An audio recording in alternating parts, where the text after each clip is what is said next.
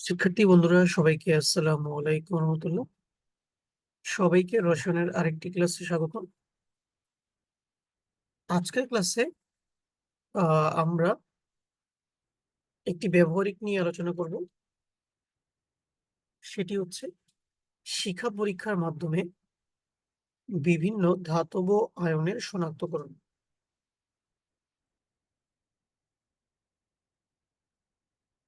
সাধারণত অজানা অজৈব লবণের ধারাবাহিক বিশ্লেষণে বিভিন্ন ক্ষারকীয় মূলকের উপস্থিতি শনাক্তকরণের ক্ষেত্রে শিখা পরীক্ষা বিশেষ ভূমিকা রাখে।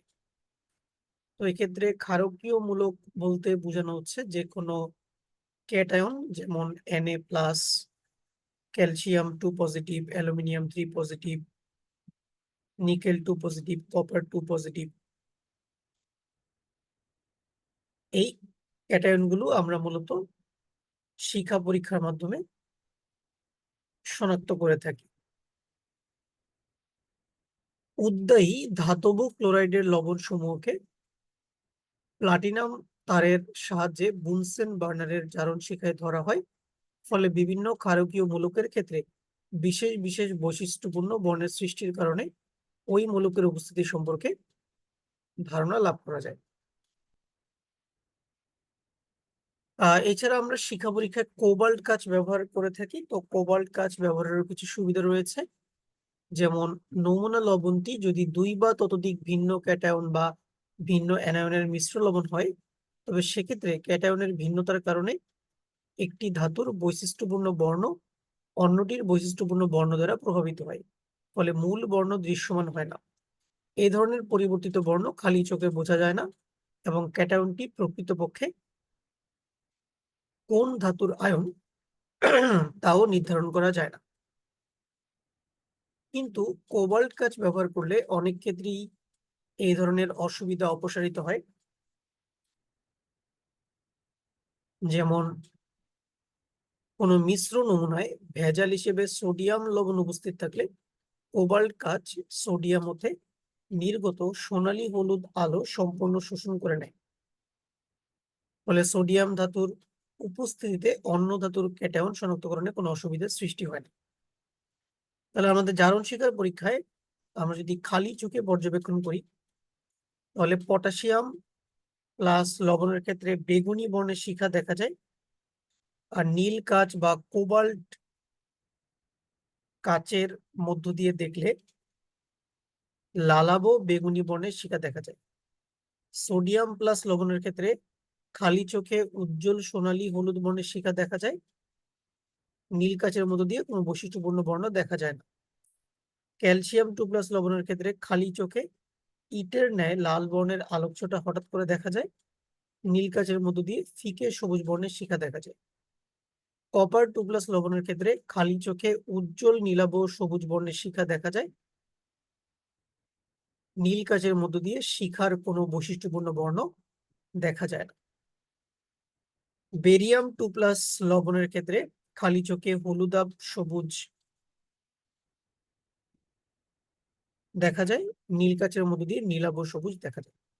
তো আমাদের এই চারটা কিন্তু আমাদের এমসিকিউর জন্য খুবই গুরুত্বপূর্ণ, কারণ আমাদের বোর্ড পরীক্ষা এবং ভর্তি পরীক্ষায় কিন্তু এই চার্ট থেকে আমাদের প্রায় সময় বহু নির্বাচনী প্রশ্ন এসে থাকে।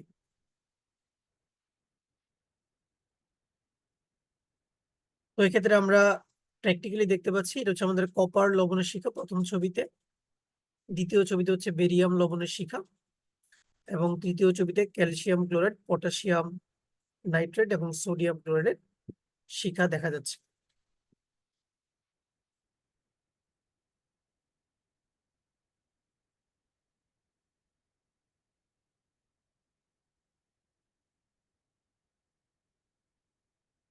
প্রকৃতপক্ষে ম্যাগনেসিয়াম পরমাণুর আকার অপেক্ষাকৃতভাবে ছোট হওয়ার কারণে এর যোজ্যতা ইলেকট্রন দুটি নিউক্লিয়াস দ্বারা দৃঢ়ভাবে আবদ্ধ থাকে।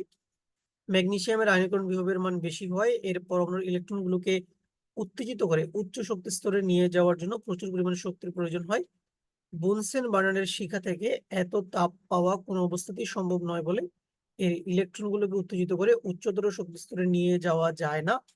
এই কারণে শিখা পরীক্ষায় ম্যাগনেসিয়াম লবণের ক্ষেত্রে কোনো বৈশিষ্ট্যপূর্ণ শিখা পরিলক্ষিত হয় না। বেরিলিয়াম, অ্যালুমিনিয়াম, আয়রন লবণের ক্ষেত্রে একই ঘটনা ঘটে থাকে বলে শিখা পরীক্ষায় কোনো বৈশিষ্ট্যপূর্ণ বর্ণ পাওয়া সম্ভব হয় না। কিন্তু ক্যালসিয়াম, স্ট্রোনসিয়াম এবং বেরিয়ামের ক্ষেত্রে শিখা পরীক্ষা খুবই কার্যকরী। এক্ষেত্রে আমাদের মাথায় রাখতে হবে যে বেরিলিয়াম, ম্যাগনেসিয়াম, অ্যালুমিনিয়াম এবং আয়রনের ক্ষেত্রে আমরা শিখা পরীক্ষায় কোনো বৈশিষ্ট্যপূর্ণ বর্ণ আমরা পাবো না। কিন্তু ক্যালসিয়াম,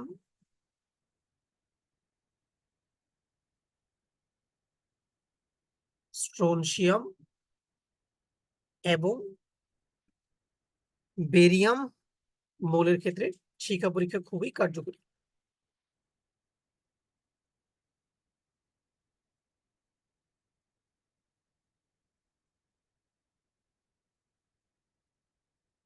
তাহলে বেরিলিয়াম ও ম্যাগনেসিয়াম ভিন্ন অন্য সব মৃৎকার ধাতুগুলো এবং তাদের ক্লোরাইড লবণের শিখা পরীক্ষায় প্রাপ্ত বর্ণ, যেমন ক্যালসিয়াম ইটের ন্যায় লাল বর্ণ প্রদর্শন করে, স্ট্রোনসিয়াম টকটকে লাল বর্ণ প্রদর্শন করে, বেরিয়াম সবুজ বা বলতে পারো আপেলের ন্যায় সবুজ বর্ণ প্রদর্শন করে এবং রেডিয়াম টকটকে লাল বর্ণ প্রদর্শন করে। সেক্ষেত্রে ক্যালসিয়াম এবং বেরিয়ামের বর্ণ আমাদের এমসিকিউর জন্য খুবই গুরুত্বপূর্ণ।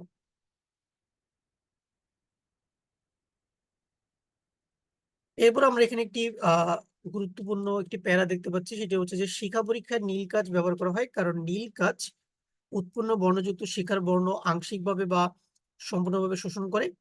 এই জন্য নীল কাঁচের মধ্য দিয়ে শিখা দেখলে ভিন্ন বর্ণের শিখা দেখা যায়, যার দ্বারা ক্ষারকীয়মূলক শনাক্তকরণ সহজ হয়। ক্যালসিয়াম ও ম্যাগনেসিয়াম মৌল দুটি পর্যায় তালিকায় একই গ্রুপের মৌল হলেও ক্যালসিয়াম লবণ ইটারনাল আলাপনের শিখা উৎপন্ন করে, কিন্তু ম্যাগনেসিয়াম লবণের ক্ষেত্রে কোনো বর্ণযুক্ত শিখার সৃষ্টি হয় না। ম্যাগনেসিয়ামের ক্ষেত্রে উত্তেজিত অবস্থায় উচ্চতর শক্তিস্তর থেকে ইলেকট্রন যখন স্থিতাবস্থায় নিম্নতর শক্তিস্তরে ফিরে আসে, তখন নির্গত বিকিরণের কম্পাঙ্ক দৃশ্যমান আলোর সীমার মধ্যে পড়ে না। ল্যাবরেটরিতে লবণের শিখা পরীক্ষার ক্ষেত্রে এরূপ বৈশিষ্ট্যপূর্ণ বর্ণ প্রদর্শনের কারণ বিষয়টি খুবই সাধারণ। বুনসেন বার্নারে জারণ শিখার তাপের ফলে লবণের ধাতব মৌলের ইলেকট্রন শক্তি শোষণ করে নিম্নতর শক্তিস্তর থেকে উচ্চতর শক্তিস্তরে উন্নীত হয়। উচ্চতর শক্তিস্তর থেকে ইলেকট্রন যখন শক্তিকে বিকিরণ করে নিম্নতর শক্তিস্তরে ফিরে আসে, তখন বিকিরিত শক্তি সুনির্দিষ্ট তরঙ্গদৈর্ঘ্যের আলোকরশ্মি হিসেবে বিকিরিত হয়। এ বিকিরিত সেই তরঙ্গদৈর্ঘ্য দৃশ্যমান অঞ্চলের সীমা 375 থেকে 780 ন্যানোমিটার পর্যন্ত হয়ে থাকে। ফলে বিকিরিত আলোকরশ্মিকে দৃশ্যমান আলো হিসেবে সুনির্দিষ্ট বর্ণ হিসেবে দেখা যায়। যেমন আমরা একটি লবণ নিয়েছি কপার কার্বনেট, তো সাধারণত ধাতব কার্বনেট লবণগুলো অনুদ্বায়ী হয়ে থাকে, কিন্তু আমরা যদি এই অনুদ্বায়ী কার্বনেট লবণকে হাইড্রোক্লোরিক অ্যাসিডের সাথে যুক্ত করি, তাহলে এই কার্বনেট লবণগুলো ধাতব ক্লোরাইড লবণে পরিণত হয় এবং ক্লোরাইড লবণগুলো সাধারণত উদ্বায়ী হয়ে থাকে। এই ক্লোরাইড লবণকে এরপর আমরা জারণ শিখায় উত্তপ্ত করব। উত্তপ্ত করলে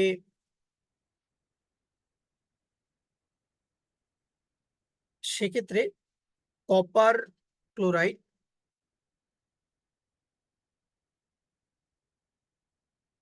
বিয়োজন শক্তি, অর্থাৎ কপার ক্লোরাইড ভেঙে কপারে পরিণত হবে এবং এই কপার পরমাণুর যে ইলেকট্রনগুলো রয়েছে তারা শক্তি শোষণ করে উচ্চতর শক্তি স্তরে গমন করবে, কিন্তু তারা খুব শীঘ্রই শক্তি বিকিরণ করে আবার নিম্নতর শক্তি স্তরে ফিরে আসে। ফলে ইলেকট্রনগুলো নির্দিষ্ট তরঙ্গদৈর্ঘ্যের আলো বিকিরণ করে এবং ওই আলোটা দৃশ্যমান অঞ্চলের সীমার মধ্যে পড়ে। এই জন্য আমরা ধাতব আয়নের ক্ষেত্রে শিখা পরীক্ষায় বিভিন্ন বৈশিষ্ট্যপূর্ণ বর্ণ দেখতে পাই।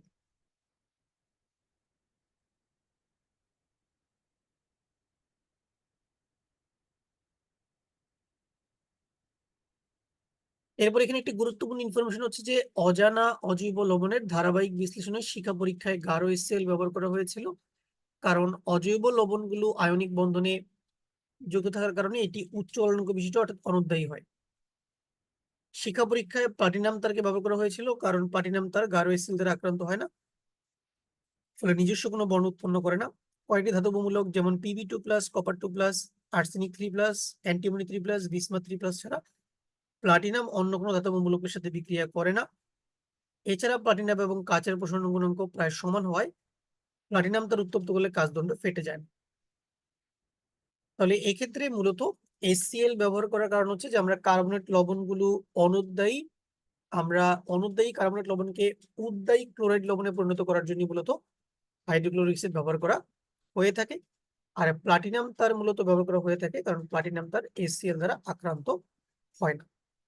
তো আশা করি শিক্ষার্থী বন্ধুরা তোমরা বুঝতে পেরেছো যে শিক্ষা পরীক্ষায় কিভাবে বিভিন্ন ধাতব আয়ন বৈশিষ্ট্যপূর্ণ বর্ণ প্রদর্শন করে থাকে। তো ইনশাল্লাহ পরবর্তী ক্লাসে দেখা হবে। আজকে এতটুকুই। আল্লাহ হাফিজ।